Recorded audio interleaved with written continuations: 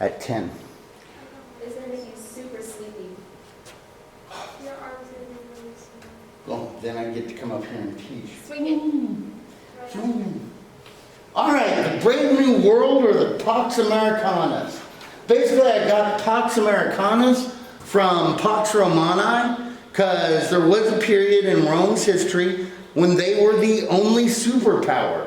And the world depended on them and their infrastructure and the strength of their military to carry out commerce, to allow philosophy to grow, theater to grow, the arts to grow. And it lasted for like about 300 years. Well, from 1988 up, America is the world's dominant superpower. I don't know how long it's going to last. And by the way, we have no idea what we're doing because we've never been a world superpower before. Well, how did it all get started? It all got started because of a radio announcement that went wrong. Basically, in West Berlin, the radio in East Berlin, the Soviet radio announcer said, hey, they're going to allow people to go to West Berlin on the next day. Well, he was supposed to say, there was supposed to be typed out, but it wasn't, about you have to apply for permission and all that stuff, and they were going to give out limited classes. So that next morning, a throng of people were at the checkpoints waiting, and the soldiers had no, because the crowds were just too massive, so they started letting them in, and once it became a flood, then people started ripping down parts of the wall. Basically, that was an outward sign that communism had collapsed. It all happened so quick and unexpected. The USSR and Eastern Europe basically had been unable to deal with all the political and economic changes that were taking place. In an attempt to face the changes, Mikhail Gorbachev began Glasnost and Perestroika, which granted political and religious freedoms. It reduced censorship and even began small privatization of the economy. Like, can anybody tell me what this is? McDonald's? Yeah, McDonald's, Soviet style. They allowed someone to buy a franchise. Now guys, all these reforms had to do with trying to cut back costs. So to reduce the cost, they began the military withdrawal of Afghanistan, as well as their satellite countries in Eastern Europe. Consequences of the pullout? Well, in December of 1989, Gorbachev announced that he would not oppose political opposition in Eastern Europe. Poland responded by immediately passing a new constitution, opening free market economy, and the election of a non-communist government. By 1989, we had the collapse of the Berlin Wall. That same year, communist governments fall in Hungary, Bulgaria, Czechoslovakia, and Romania. Basically, at a meeting at the Malta Conference in December of 1989, Gorbachev announced that the Cold War was over. Now, we in the U.S., of course, rejoice, but the Russian economy continues to just crumble. And by the end of 1990, Germany is unified, and the Baltic states of Latvia, Estonia, and Lithuania declare their independence.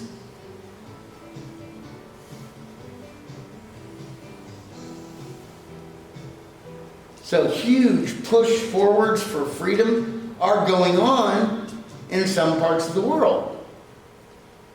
Other parts of the world are facing changes, like in Africa. You had harsh suppressions against anti-apartheid demonstrations declared by South African President P.W. Botha. Now, what's apartheid? Apartheid basically was the official policy of racial segregation in South Africa. Basically, South Africa was like what America was in the 1950s. You know, black and white drinking fountains, black and white bathrooms, black and white TVs. Huh? See what I did there? You kids.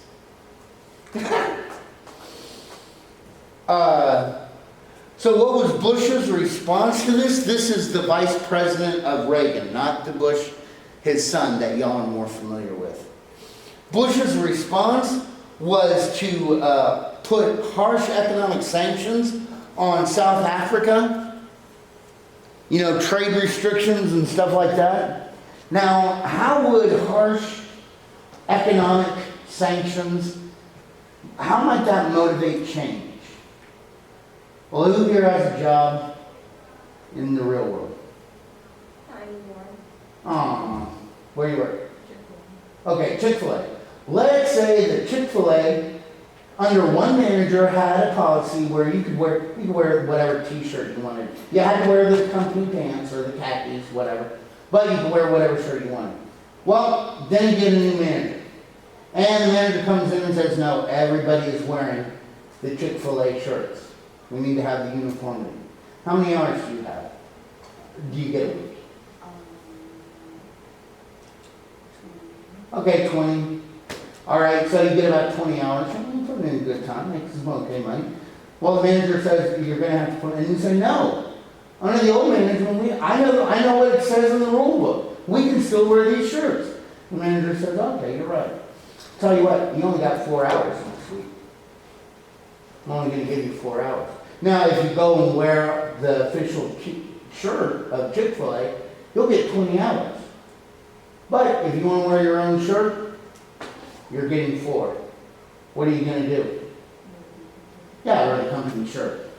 Okay? And, I mean, did we get into a big argument? Did you have to go to jail? Did anybody... No. It's just a way to motivate, hey, we want to use this to... I mean, that's what we tried to do against Cuba when we had our boycott against them. If you remember, that's what Jefferson did to get the British and the French to stop stopping our our merchant vessels in the War of 1812, or before the War of 1812, what led up to it.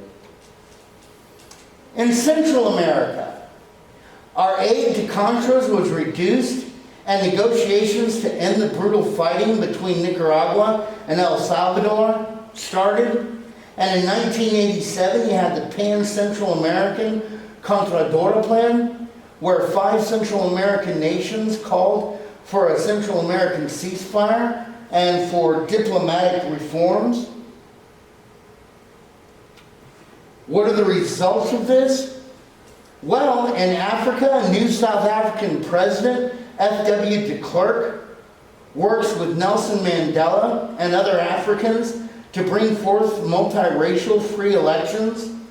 And in 1994, Nelson Mandela was elected president. In Central America in 1990, democratic elections were held in Nicaragua, and the civil war in El Salvador ends. In Russia, declining economic status caused major unrest.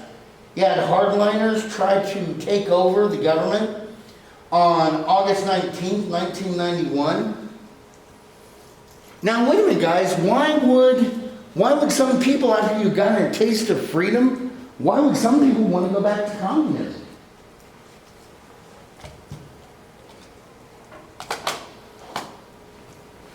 Why would some people want to give up all their freedoms and go back to communism? Well, for young guys, change is easy. Change is easy for you guys. But let's say you're 80, let's say you're 60. Your whole life, the government has given you housing, it's given you food, it's given you medicine, it's taken care of you. You had retirement, Social Security, healthcare. Now you've got nothing.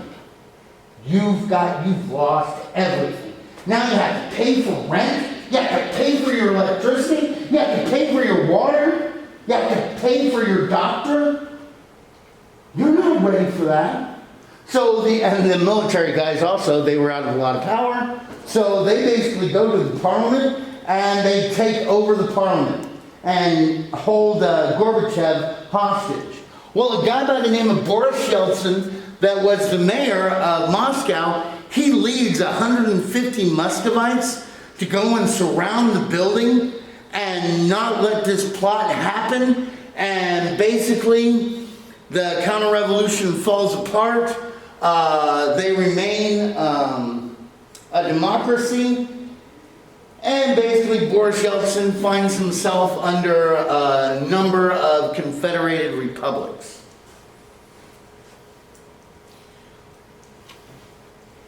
Possible setbacks. Well, where is freedom not happening? That's going to be in China. You had democratic movements in Beijing in 1989, made of university students and pro-democracy protesters demanding political change. The movement collected in an area called Tiananmen Square that since the time of the emperor in China had been a free speech area. And amongst their signs and cries for freedom, the students erected this statue that they called the Goddess of Liberty. Now, does this look like anything? Does that look like any statue? Yeah, the Statue of Liberty. And television is broadcasting this thing worldwide. And as they're getting away with it, more and more people join them. And it's amazing. But then, while America slept, early in the morning on June 4th, 1989, the Chinese government no longer waited. Their troops moved in and arrested many of the leaders of the movement, and thousands are killed or wounded, including this picture, and I'll show you a little video clip of this in just a little while, of the bravest man in the world.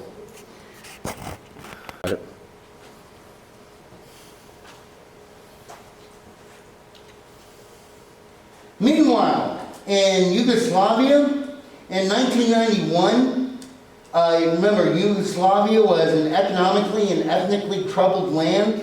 It could bear union no longer. It broke apart. The multitude of cultures that had been tenuously tied together in Yugoslavia ripped apart into a series of bloody ethnic conflicts. And by 1994, more than 100,000 had been killed. But we got countries like Serbia, Bosnia, Herzegovina, Croatia, Macedonia. Threats in the midst of freedom. Now, with the Cold War over, many people hoped for a peace dividend, where money could be taken from the military and pumped into social programs. The only problem with this is that the world needed the economic and military strength of the U.S. What were some of the threats? Well, the new problems we were looking at were booming third world poverty, tensions in the Middle East, and drugs. Although, did you know that today, within the last, since 2015, there are less people worldwide in poverty than ever before in world history? Yeah, so things are getting better.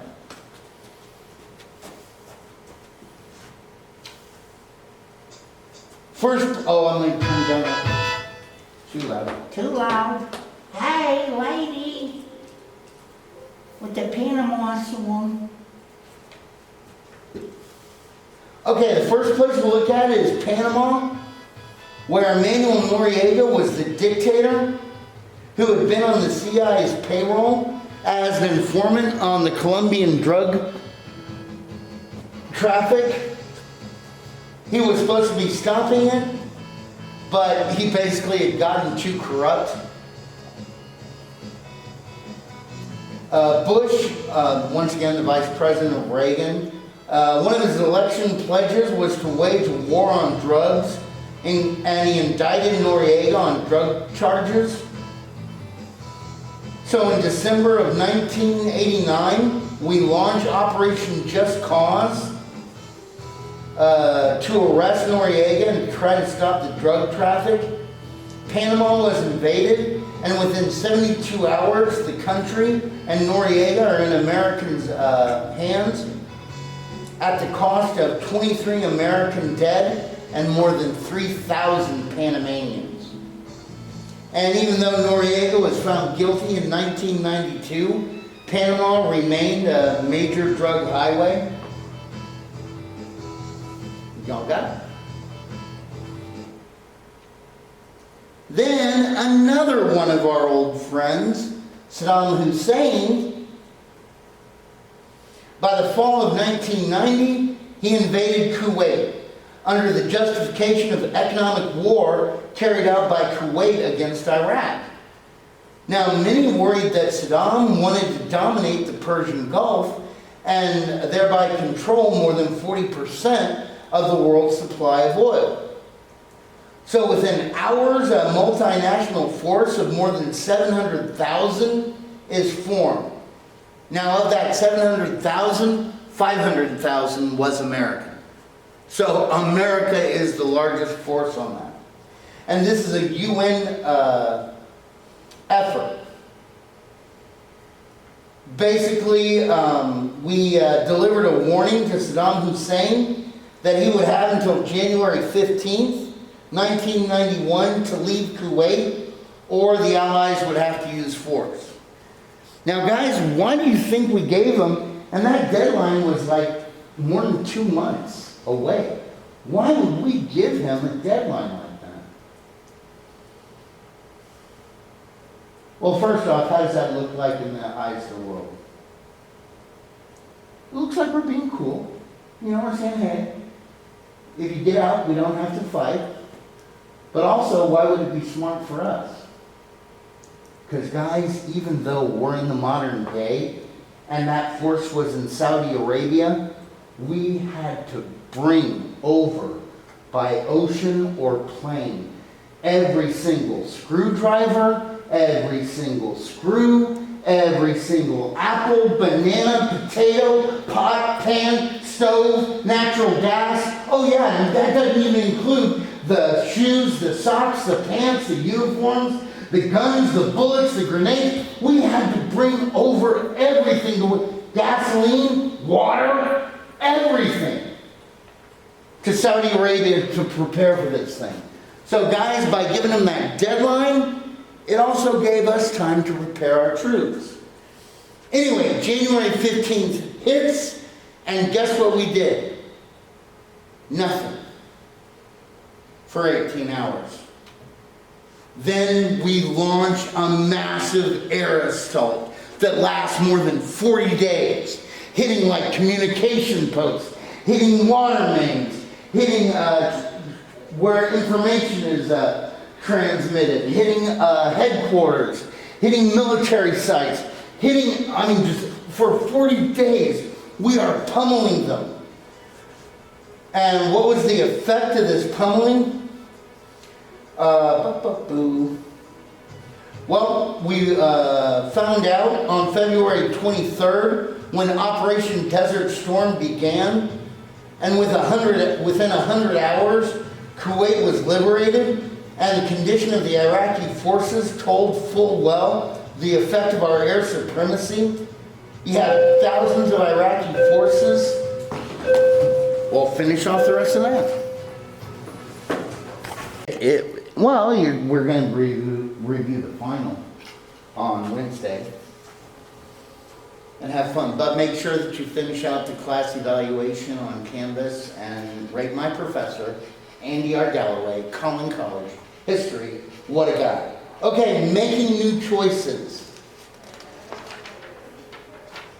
Basically, the economy here is slowing. I mean, from World War II to the 1970s, our economy was expanding. Our gross national product had more than doubled. But all of a sudden in the 1970s, that comes to an end.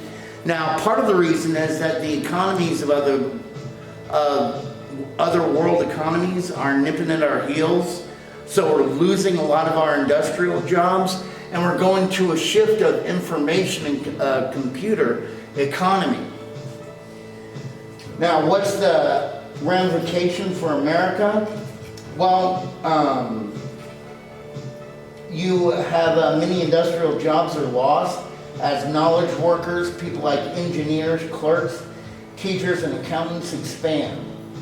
For families, more and more became useful, often necessary for both adults to work. Poverty increased to as much as 15% by 1993 as knowledge-based economy awarded those with higher levels of education. The number of doctors and lawyers increased by 50%, while middle class and professional positions began to disappear. Workers younger than 25 saw their incomes fall nearly 19%.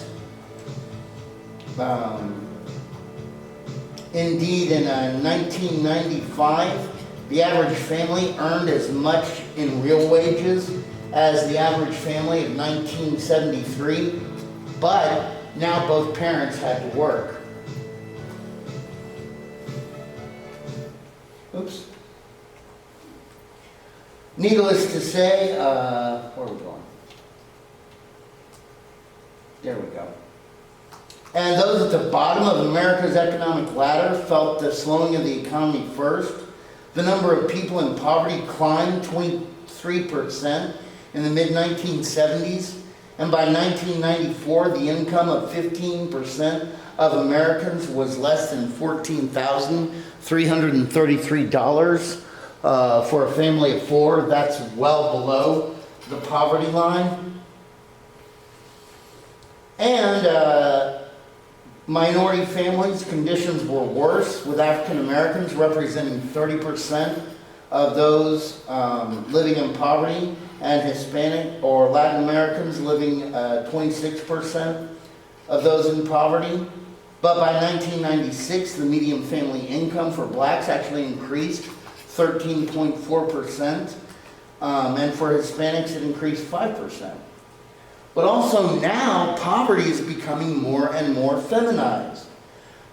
Indeed, by the early 1990s, 31% of women who filed as head of household lived in poverty.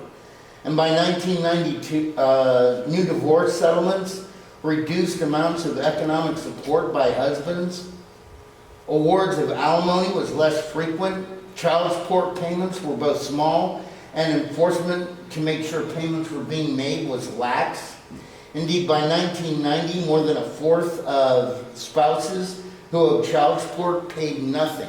Now, guys, that's the way it was, but here in Texas, now the Attorney General does a very good job of enforcing and making sure that child support payments are paid. I know, I had to pay them. Indeed, I accidentally overpaid because when my last kid, I no longer had to pay for them. I got like a $760 check back from the government. And I didn't trust it. I was like, no, they're going to try to get it away from me somehow. Meanwhile, the urban crisis. This poverty was most noticeable in urban areas, as during the 1990s, more companies were moving to the suburbs, taking their jobs with them, as well as their high-paid employees, which of course did also include minorities, and moved them to integrated communities in the suburbs. So now the cities had more to do with less money.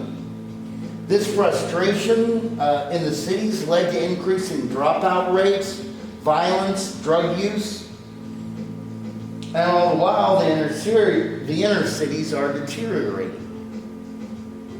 Everybody got it?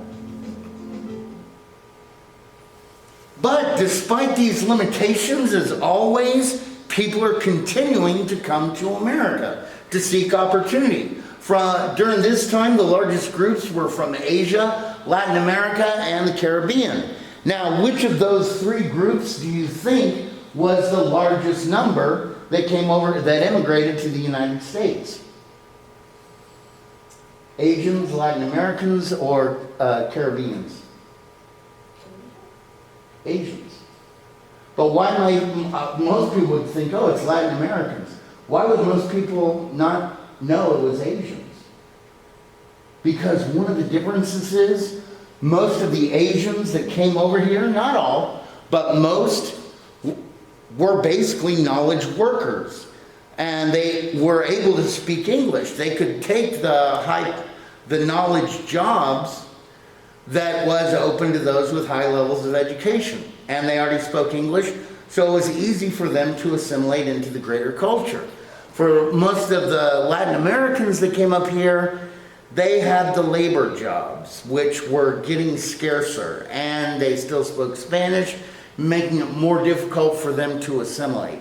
Now, of course, there was an attempt to reform immigration with the 1986 Immigration Reform and Control Act,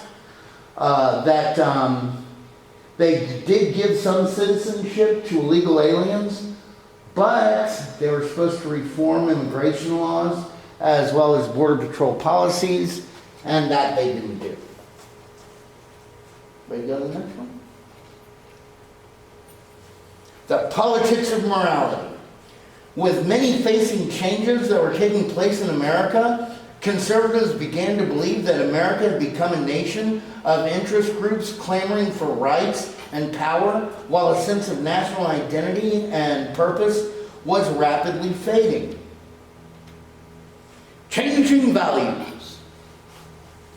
Many placed the blame for America's ills on the breakdown of morals, springing from events in the 60s like the women's movement, the counterculture, and the sexual revolution.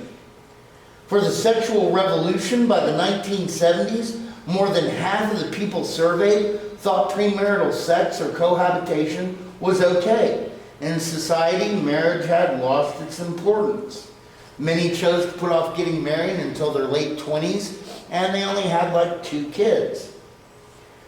Divorce, by the 1970s, divorce became more commonplace, especially with the introduction of no-fault divorces, where a divorce can be granted without any wrongdoing by either side. By the 1980s and 90s, half of all marriages ended up in divorce. Now, some people tried to limit it by making couples attend premarital counseling before getting married, but that didn't really work.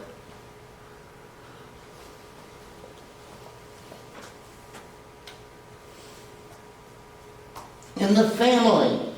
The families were nothing like the stereotypical family of the 50s. You have an increase in single-family households and houses where both spouses have to work. TV kind of reflected this change. I mean, instead of Leave It to Beaver houses, by 1997, popular shows like Cosby, Mad About You, and The Simpsons. But you have popular single-family shows like Grace Under Fire, and popular comedies that had little or nothing to do about marriage, like Seinfeld, Friends, or Ellen. Also on TV, violence and sexual content was more prevalent. Why? Well, because now people were paying for cable. So if you paid, you could see movies unedited. Then you might see some nudity. You might hear a bad word. Well, to combat against this, TV, like After 9 on NYPD Blue, which was a police drama, you might see a female off her naked back as she's taking a shower through the kind of bumpy glass of the showers, or you might catch, the side of a breast. You might hear somebody utter a word like, damn. And I know. And then we have more and more people using the internet. And I know y'all can't believe this because it doesn't exist on the internet today, but people started showing like nude pictures and naked things on the internet. Tipper Gore was very concerned, Janet Reno was very concerned about that and wanted to try to pass laws attempting to, because kids couldn't see that. And she didn't think that was right. And she tried to limit what was on the internet. So she sued the ACLU that said, hey, that should be freedom of the press, and basically she lost.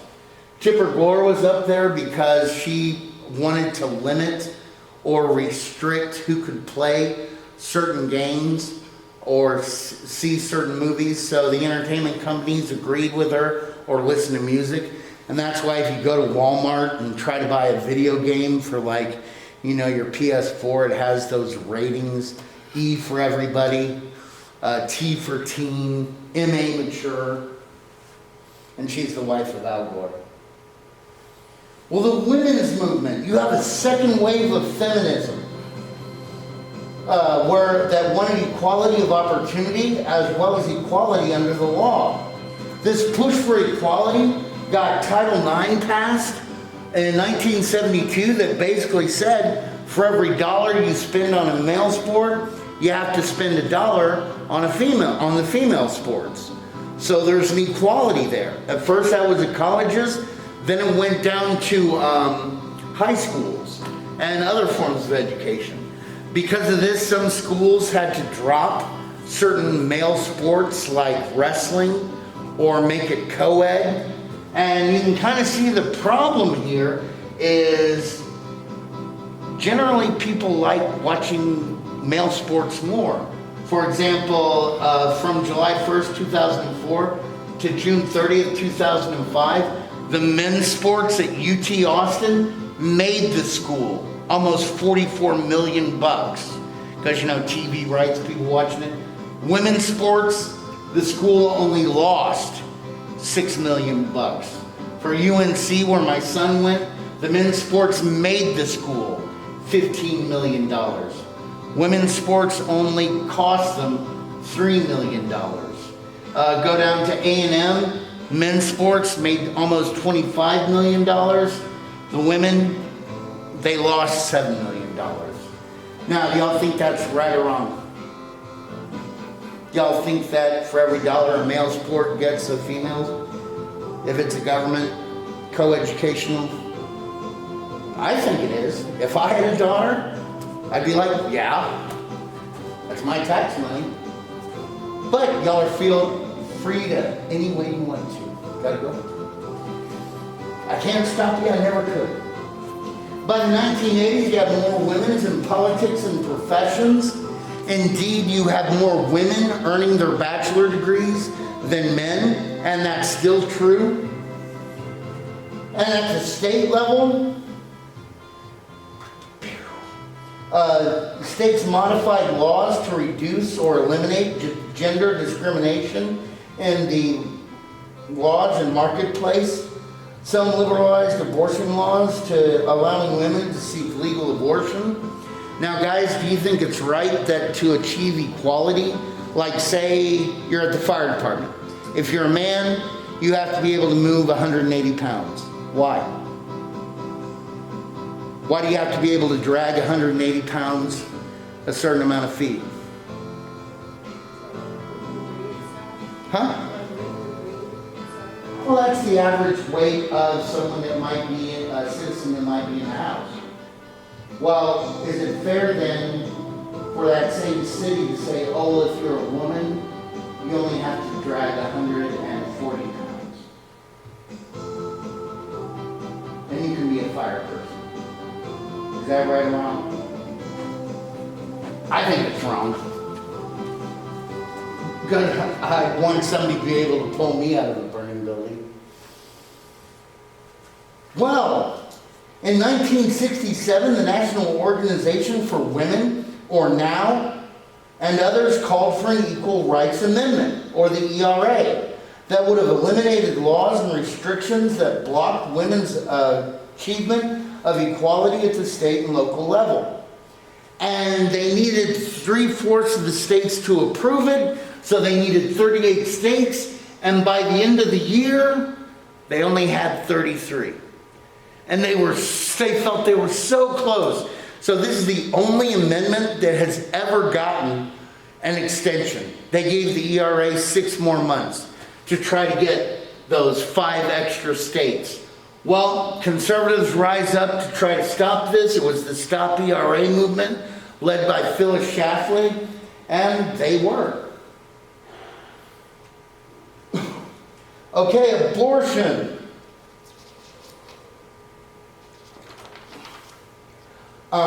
In 1973, in a 5-2 decision, Roe v. Wade that was decided right here in Dallas, it invalidated a Texas law that prevented abortion. The ruling said that women have the right to privacy. It gave women the right to an abortion within the first 3 months of pregnancy.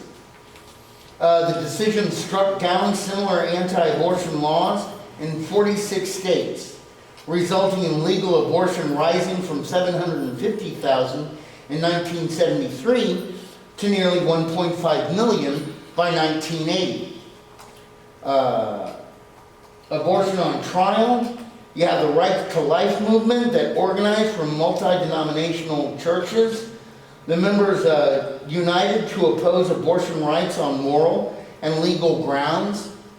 So in 1976, we get the Hyde Amendment passed, which prohibited the use of Medicare funds to pay for abortions. The decision upheld by the Supreme Court. Many thought abortion might be on the ropes when President Ronald Reagan nominated Sandra Day O'Connor to the Supreme Court bench. But in the 1992 decision of Planned Parenthood of Southeastern Pennsylvania v. Casey, it upheld a woman's right to an abortion, although it did assert that in some cases, states could modify that right. For example, they said, okay, in Pennsylvania, you can say if a woman wants to have an abortion, there has to be a 24-hour waiting period, just to give her extra time to think and consider it. Teens would have to tell their parents, or minors would have to tell their parents if they wanted an abortion, but like wives did not have to tell their husbands. Or one adult did not have to tell another adult.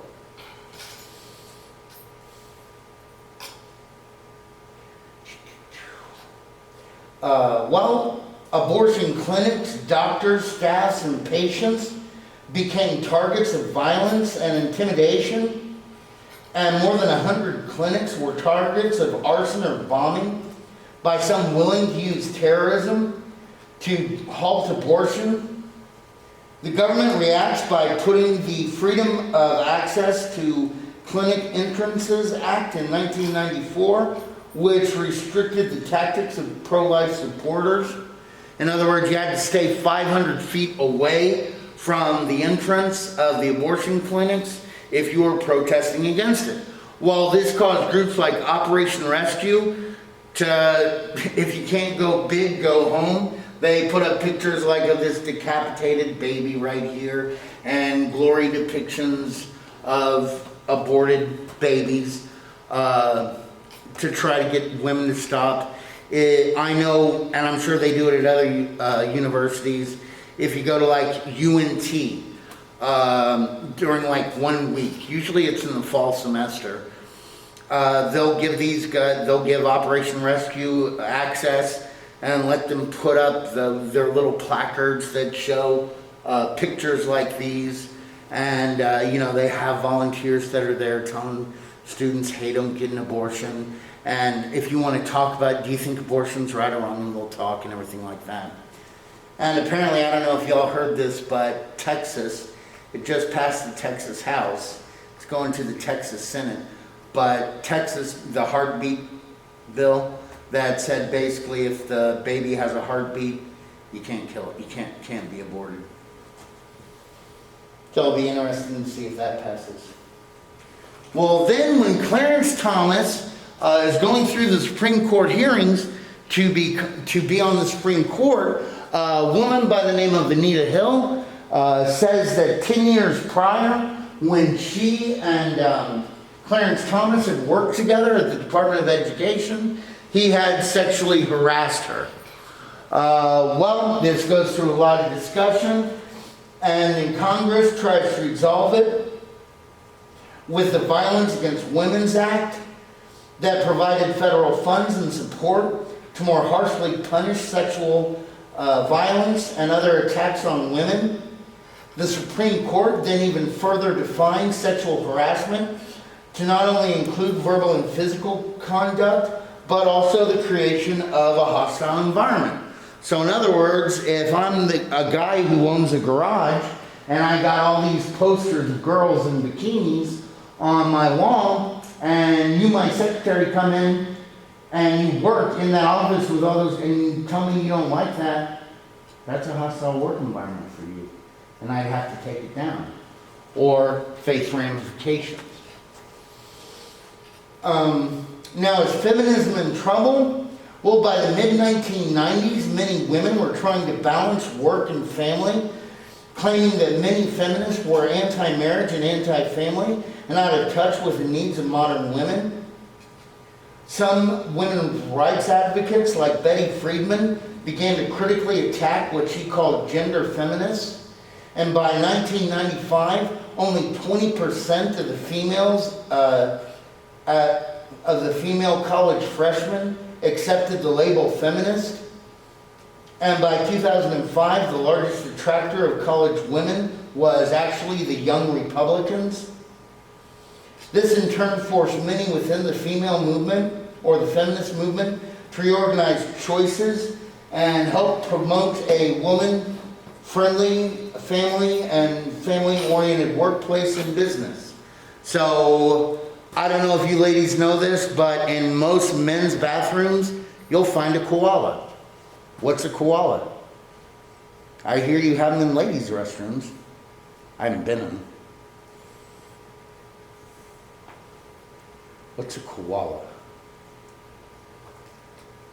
It's a baby, it's that thing you fold down and it becomes a changing table.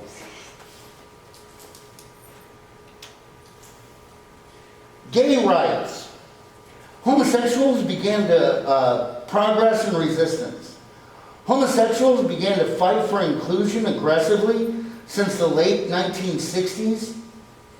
The first fight began in 1958 when when the post office said that it would not send a conservative gay magazine named One through the mail. This was a magazine, had a white cover with the black word One on it. Had no pictures in it. It was just filled with articles talking about politics, talking about art, entertainment, things within the gay purview. But the postmaster saw this, his last name was Olson, and he said, I'm not going to distribute this through the mail. Well, One sued him, and One won, so that it could be distributed through the mail.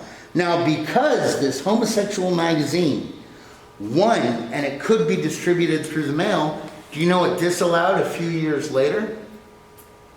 And if it hadn't been for this homosexual magazine winning their victory, we wouldn't have a Playboy. Playboy, that's what allowed Playboy, which did have pictures, they could mail their magazine. By the 1970s, gay rights movement had organized, expanded, and begun to pressure government at all levels to end restrictions against homosexuals in employment, housing, and the military. And although the majority of Americans believed homosexuality to be wrong, pressure continued. And by 1973, the American Psychiatric Association ended its classification that homosexuality was a mental disorder. By 1984, the United States Council of Mayors called for legal protection of homosexual rights at all levels. But as tolerance grew, so did the challenges. For example, in 1985, Massachusetts voters rejected a homosexual Bill of Rights. The Reagan administration equated homosexuality with disease. And in 1986, Pope John Paul II instructed American bishops to stop supporting gay rights and labeled homosexuality as sin. Well, then came something that was a pivotal moment for homosexuality. And it has to do with 4 little letters. Does anybody know what those letters are? AIDS. AIDS. Or the acquired immune deficiency syndrome.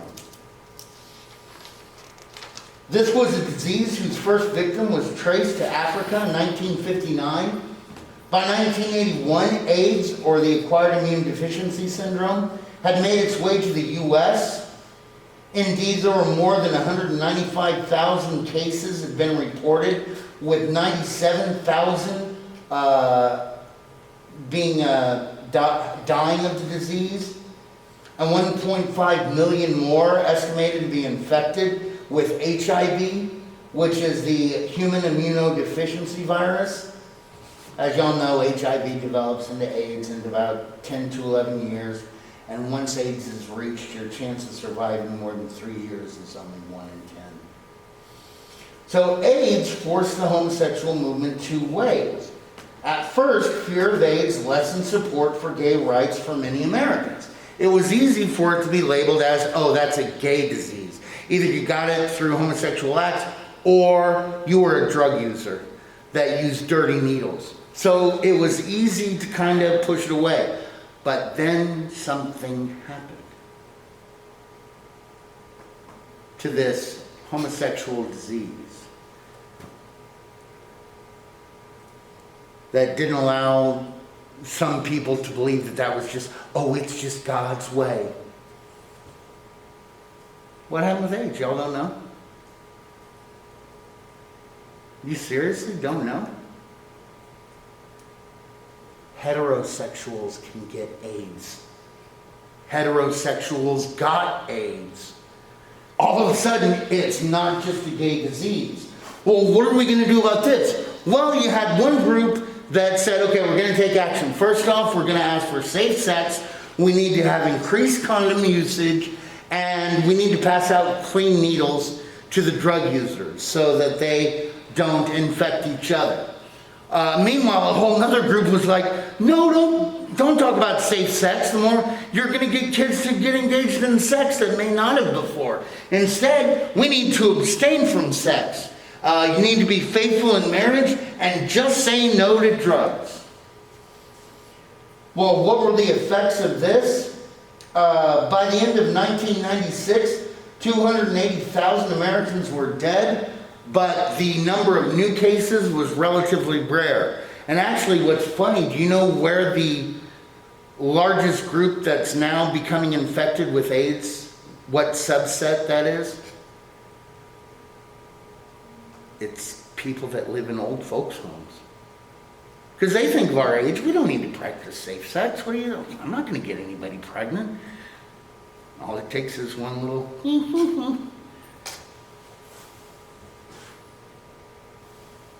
Federal intervention in the courts. By the 1980s, many Americans began to respond against the continuation of federal programs that had been put in place to help equalize social and economic relationships. Many began to argue that multiculturalism and federal intervention in support of minority rights were weakening American society and undermining traditional values like freedom of action or merit-based achievement.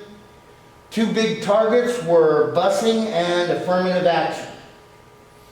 With busing, first actions against took place in the early 70s when non-Southern school districts had to adopt busing to achieve more equally balanced schools, more diverse schools. Boston reacted with violent protests in 1974, resulting in 20,000 white students leaving the public school system and going into private schools. These actions were bolstered by Ronald Reagan, who stated that we aren't going to compel children who don't want to have an integrated education to have one. In affirmative action, as the economy slowed, many middle and blue-collar whites began to believe that affirmative action programs limited their own economic and educational possibilities. The best example of this took place in 1978 when you had the court case of Regents of the University of California against Alan Bach. There's a picture of Alan Bach right there. Basically, Bach sued UC Davis's School of Medicine as he was denied admission and black students who were less qualified than him were admitted. Basically, he said reverse discrimination or discrimination against members of the dominant group had occurred, and the Supreme Court ruled in his favor. The federal government then began to tighten affirmative action guidelines and begin to abolish or limit many federal programs, especially those based on a racial quota system. And that's in 1997, California abolished racial or gender preferences in hiring, college admissions, or contracting. And here in Texas, colleges and universities cannot ask for your gender or your ethnicity for undergraduate studies. They can for graduate studies. At least to the best of my knowledge, it's still that way. Meanwhile, the conservative push on the Supreme Court. By 1992, the Supreme Court restricted criminal rights, approved reinstatement of the death penalty, and ruled that busing should not be used to integrate schools that were segregated by de facto housing patterns. In other words, de facto means the way it is. In other words, if only whites live in this neighborhood, then it's okay to have an only white school. If only Asians live in this neighborhood, then it's okay to have an only Asian school, and so on.